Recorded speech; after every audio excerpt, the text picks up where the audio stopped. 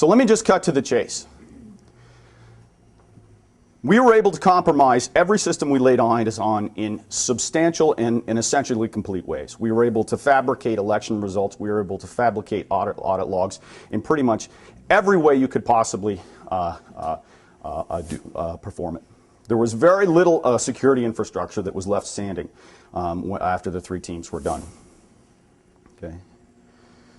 And what we really found is that the security, so there was this body of knowledge that was in the voting world prior to the study.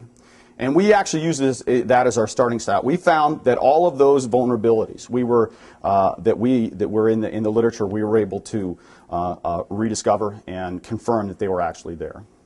There are substantially dangerous newly discovered hardware and security failures, and I'm going to talk about those at some length a little bit later. And finally, this is where I think the study went in a little bit different direction than I expected. What we found is not only are these systems incredibly flawed from a security standpoint, from a basic engineering design standpoint, but they're largely unstable. And I'm going to come back to this point at the end of the talk. But as we move forward, I remember about 2 days before the recommendations came out of Ohio, I had a long conversation with Jennifer on the phone.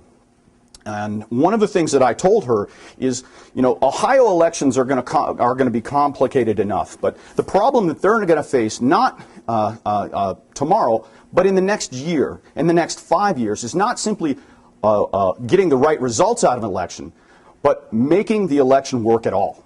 As those of you who have spent time in polling places have seen, the electronic voting systems fail for mysterious reasons on a regular basis. And what we found is as you move from the precinct into the county headquarters, those problems persist.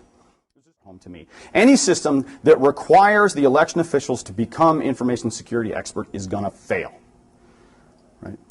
We're not going to turn you all into cryptographers. We're not going to turn you all into information security. And so I think the next generation, whatever follows this generation of election systems, and let me say from the outset, and I'm sure one of the questions is going to be, can you fix these systems? And the answer is no, I don't think so. I think you have to go back to the drawing board. I think you have to go back and build in security from the outset. And you have to address the fact that the people that are using these systems don't know nothing about networks. They know nothing about security of flashcards. They know nothing about cryptography. And they're not gonna because they're already stretched to the limits today. So with that and my sorry to take so much of your time, but I get a little excited. Let me say thank you and invite any questions.